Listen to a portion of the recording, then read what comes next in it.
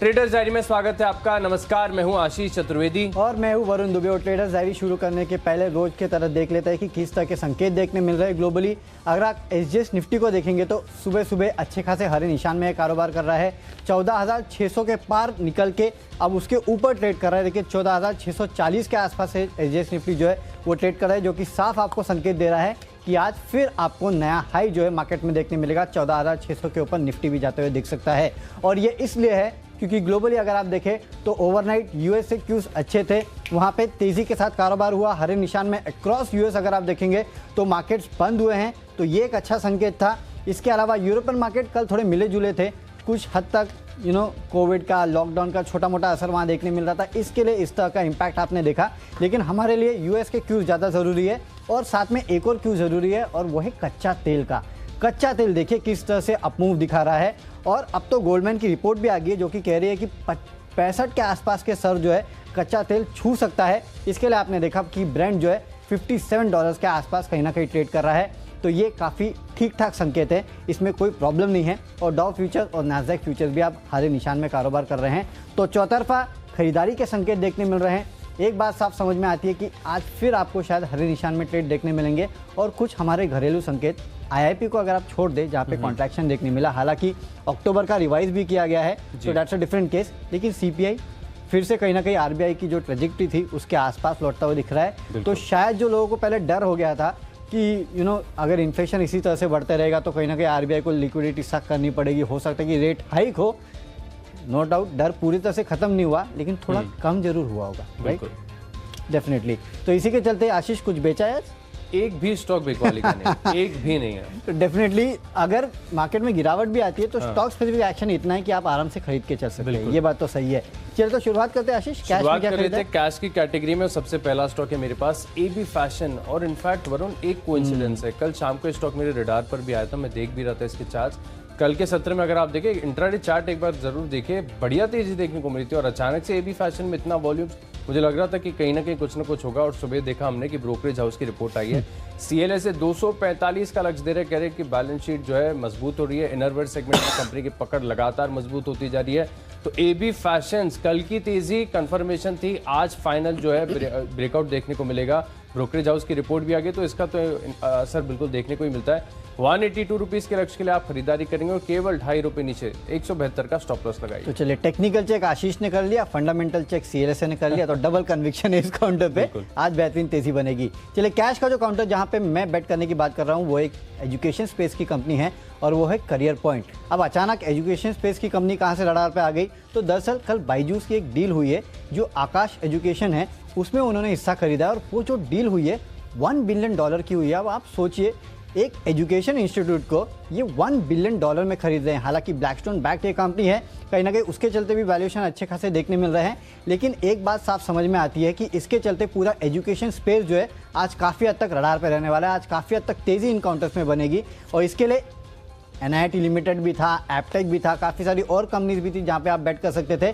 लेकिन जो similar line of business है वो करियर पॉइंट का है, जो कि आईआईटी के एंट्रेंस एग्जाम जो है या फिर उसकी कोचिंग जो है वो कराते हैं। तो मुझे लगता है कि यहाँ पे इस डील के चलते अच्छी खासी तेज़ी देखने मिलेगी। पूरा एजुकेशन स्पेस जो है उसको आप फोकस में रखिए, करियर पॉइंट में खरीदारी करके चलिए। 165 के लक्ष्य देखने मिलेंगे, 157 का आपको एक स्टॉप लॉस रखना है। अब चलते हैं अगली कैटेगरी के तरफ, जो कि है फ्यूचर्स का स्टॉक।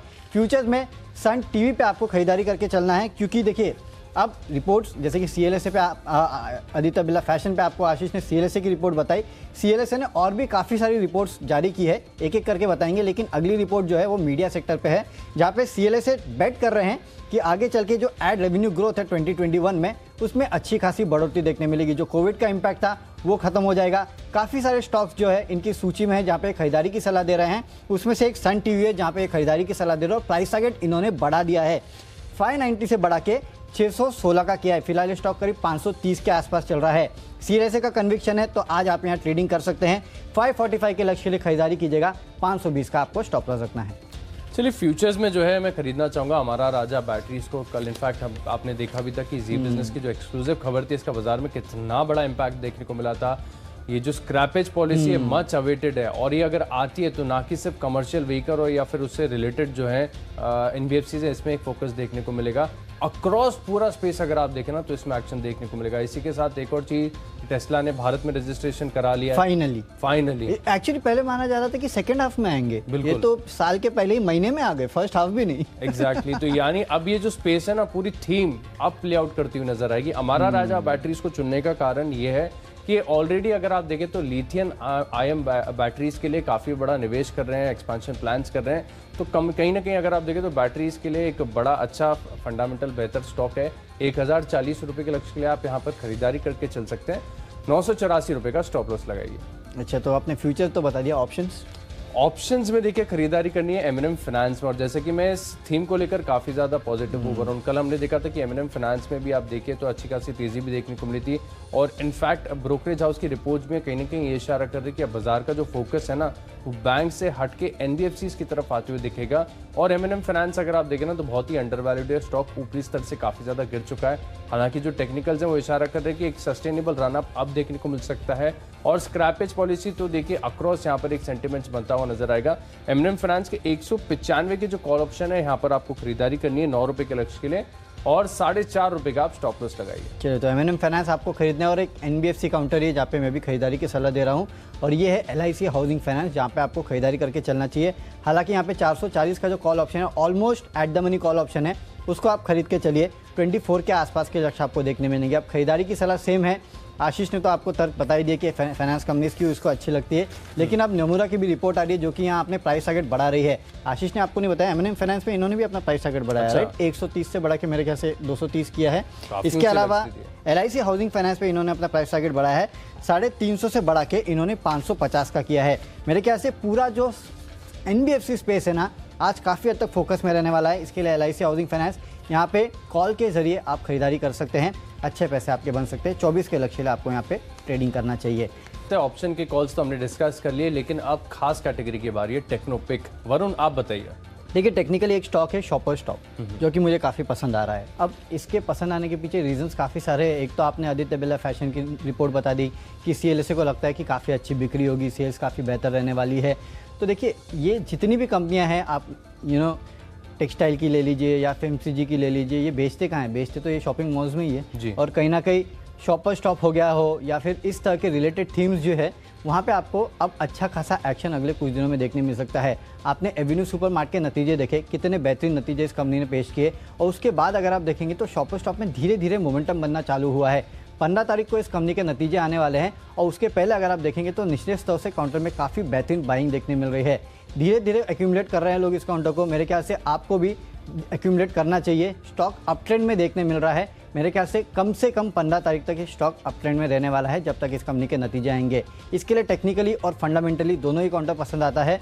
यहाँ से खरीद के चलिए 222 के लक्ष्य के लिए। अगर आप 15 तारीख तक होल्ड कर सकते हैं तो 230 के लक्ष्य भी आपको देखने मिलेंगे, लेकिन आज इंट्राडे में 222 के लक्ष्य के लिए आपको यहाँ खरीदारी करके चलना चाहिए। चलिए, टेक्निकली मुझे पसंद आ रहा है एजिस लॉजिस्टिक्स, और ये स्टॉक कल भी मैंने आपको बताया था। इनफैक्ट सबसे पहला स्टॉक ही मैंने आपको बताया था। हालांकि यहाँ पर दिन के दौरान उतना मूव देखने को नहीं मिला था, लेकिन चार्ट्स को अगर आप वीकली और मंथली बेसिस पर अगर आप देखेंगे तो आपको नजर आएगा कि स्टॉक बहुत जल्द अपने जो ऑल टाइम हाइज है इसको टेस्ट कर सकता है। 300 के पार जाने की संभावना यहाँ पर नजर आ रही है। इसलिए सिर्फ इंट्राडे प्ले करके आप इस इतने अच्छे पैटर्न को वेस्ट मत करिए। यहाँ पर आप पोजिशनल व्यू बनाकर चल सकते हैं। और मैं मान रहा हूँ कि अगर आप इस स्टॉक को 1 महीने का समय देंगे तो यहाँ पर 300 रुपये तक के स्तर देखने को मिलेंगे। फंडामेंटली भी अगर आप देखें ना तो कंपनी बहुत बढ़िया है। और खास बात यह है कि ये जो लॉजिस्टिक्स करते हैं बहुत ही नीश सेगमेंट, यानी ऑयल, गैस, अच्छे केमिकल जो हैं इनकी लॉजिस्टिक्स करते हैं। तो कहीं ना कहीं देखिए कंपनी का कारोबार बहुत मजबूत है। और पूरा स्पेस, जैसा कि वरुण आप पूरे जो गैस थीम है इसके ऊपर काफी ज्यादा बुलिश है, तो आपका भी कहीं ना कहीं कन्विक्शन होगा इसके ऊपर। डेफिनेटली एजिस लॉजिस्टिक्स जैसे काउंटर जो है मुझे वैसे भी काफी पसंद आते हैं। और कल हमने मेरे ख्याल से लॉजिस्टिक्स एज अ थीम जो है उसको काफी तक प्ले किया था। महिंद्रा लॉजिस्टिक्स को भी अपने टीम में रखा था। नो डाउट एजिस लॉजिस्टिक्स अच्छी कंपनी है, खरीद के आपको चलना चाहिए। बिल्कुल, 300 रुपए का लक्ष्य ध्यान में रखिए, पोजिशनल व्यू बनाइए। चलिए, जो अगली कैटेगरी है फंडा पिक, और यहाँ पर जो है मेरा फोकस फिर से पूरी जो स्क्रैपेज पॉलिसी है इसके ऊपर बरकरार देखने को मिल रहा है।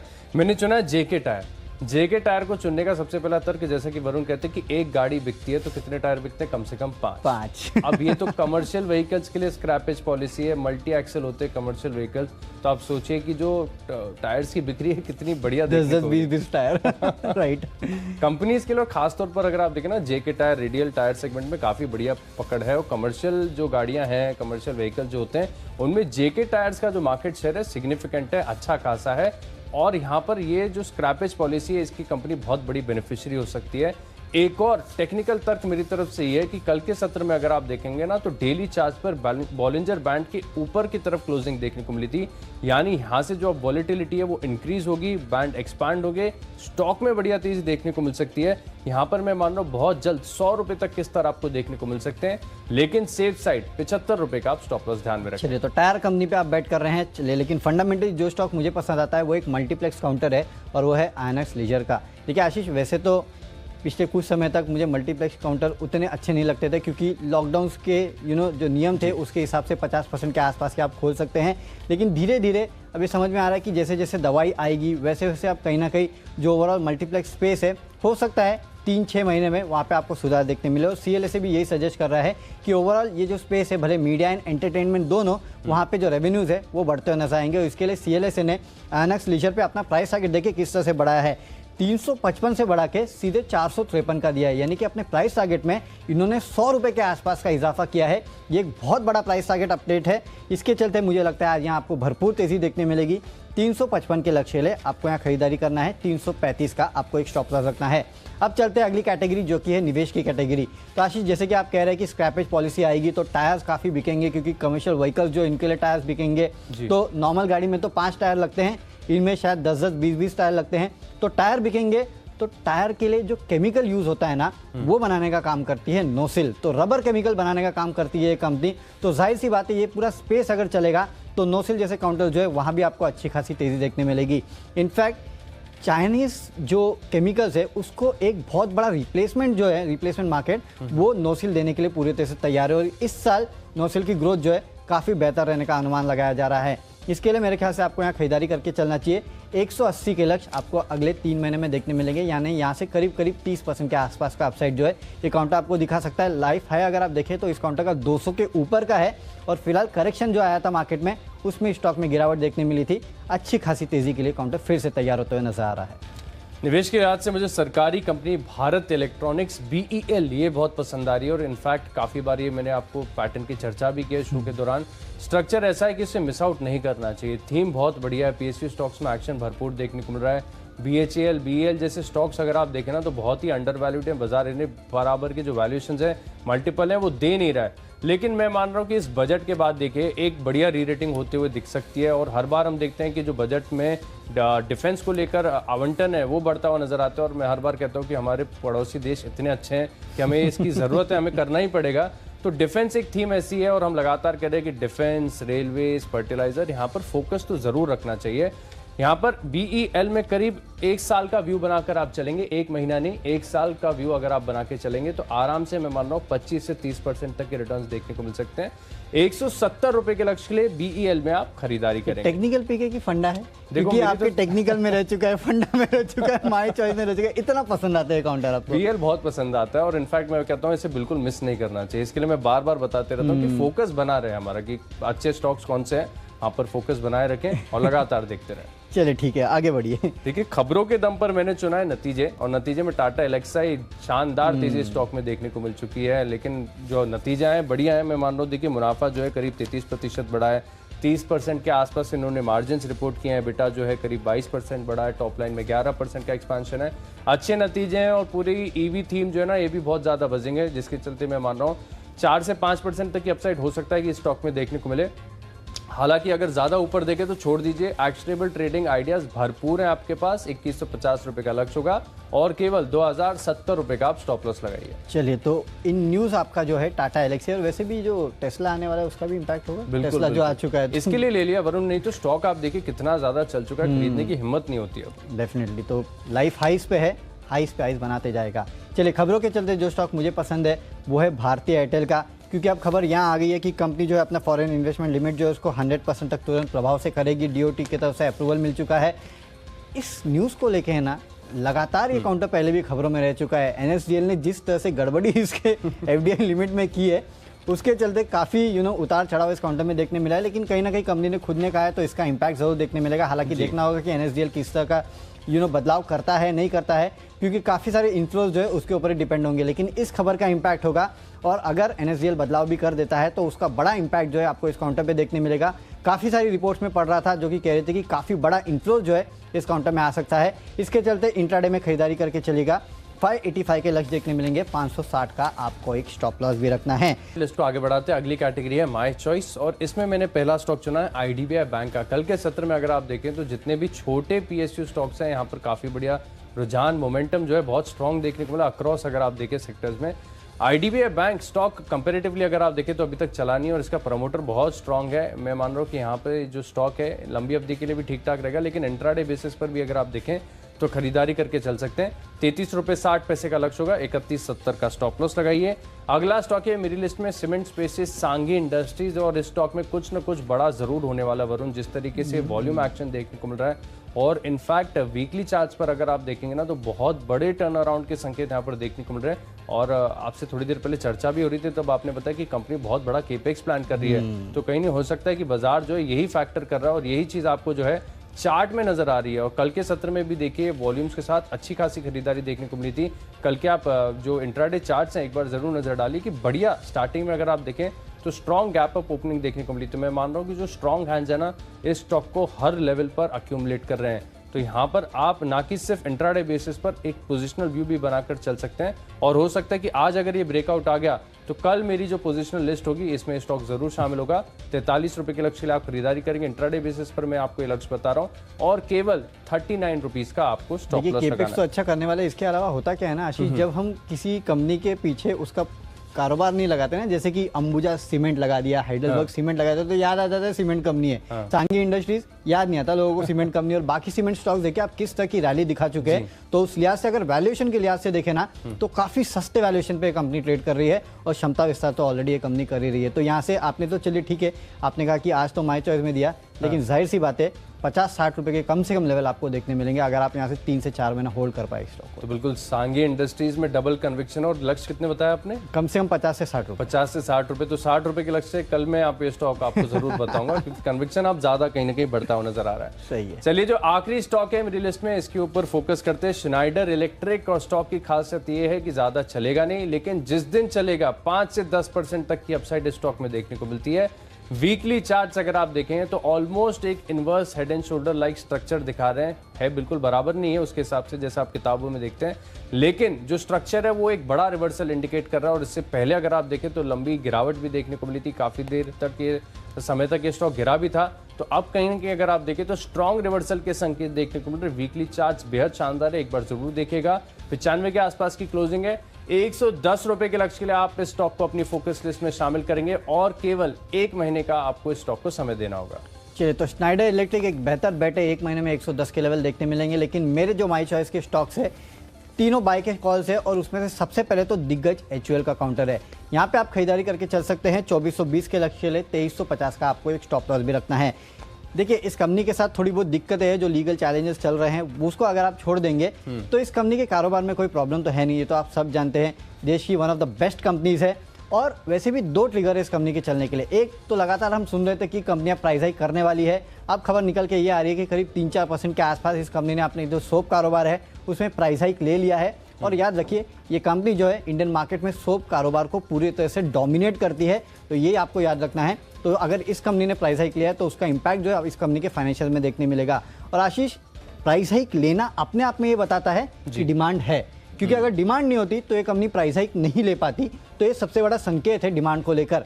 और याद रखिए, बजट भी आने वाला है और कंजम्पशन पे पूरी तरह से फोकस रहने वाला है, रूरल इकोनॉमी पे भी फोकस रहने वाला है, तो उसका इंपैक्ट आपको कंजम्पशन रिलेटेड स्टॉक्स में भी देखने मिलेगा। इसके लिए एचयूएल को खरीद के चलिए इंट्राडे में 2420 के लक्ष्य के लिए। अगला काउंटर जो है वो है एक्साइड का, जहाँ पे आप खरीदारी करके चल सकते हैं। टेस्ला इंडिया आ चुका है फाइनली, तो उसका इम्पैक्ट जो है आपको काफ़ी हद तक जो ईवी स्पेस है उसमें देखने मिलेगा, और साथ ही साथ जो बैटरी स्पेस है उसमें भी देखने मिलेगा। कल भी एक्साइड में माफ़ कीजिएगा, अच्छी खासी रैली देखने मिली थी। मेरे ख्याल से रैली जो है अभी भी आगे कंटिन्यू होगी। फंडामेंटल भी कोई प्रॉब्लम नहीं है इस काउंटर के साथ, इसके लिए खरीदारी करके चलेगा। 210 के लक्ष्य आपको इंट्राडे में देखने मिलेंगे। 200 का एक स्टॉप लॉस रखिएगा, वैसे भी एक साइकोलॉजिकल लेवल है, इसके लिए आपको यहाँ स्टॉप लॉस रखना चाहिए। आखिरी काउंटर जो है वो है L&T फाइनेंस का, जहाँ पे आप खरीदारी करके चल सकते हैं। जैसे वैसे भी देखिए NBFC काउंटर पे जिस तरह से अब रिपोर्ट आ रही है, नमूरा रिपोर्ट निकाल रहा है, CLS रिपोर्ट निकाल रहा है, और सबके सब यही कह रहे हैं कि ज़्यादा से ज़्यादा इन्फ्लोज जो है अब आपको NBFC काउंटर्स में आते हुए दिखाई देंगे। तो इसके चलते NBFC काउंटर जो है वैसे भी फ्लेवर ऑफ द डे रहने वाले हैं। इसके अलावा 15 तारीख को इस कंपनी के नतीजे भी आने वाले हैं, तो उसके पहले बेहतरीन मोमेंटम जो है आपको इस कंपनी में देखने मिलेगा। इसके लिए खरीदारी करके चलेगा। 107 के लक्ष्य जो है आपको इस काउंटर में इंट्राडे में देखने मिल सकते हैं। 102 का आपको एक स्टॉप लॉस भी रखना है।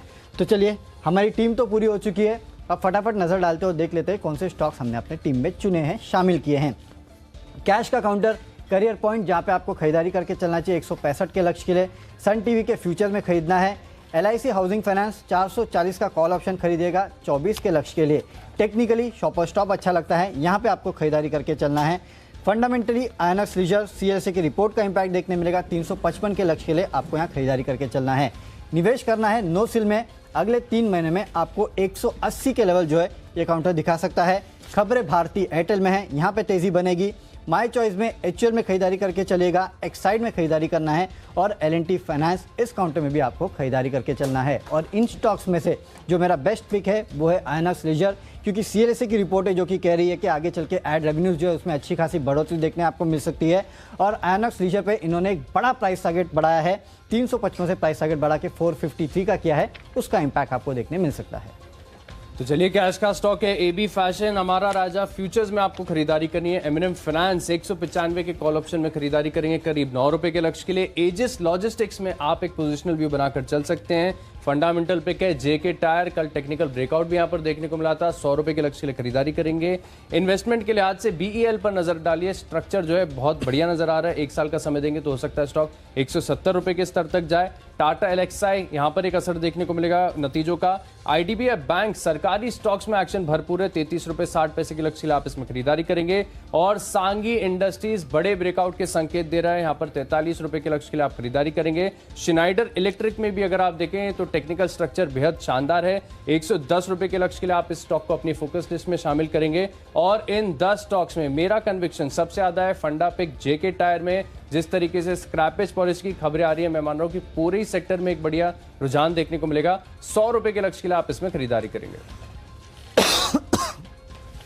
तो चलिए, स्टॉक्स की सूची पूरी हो चुकी है, लेकिन आज मार्केट में किस तरह का एक्शन होगा? क्या आज 50,000 सेंसेक्स दिखाएगा? सबसे बड़ा सवाल तो यही है।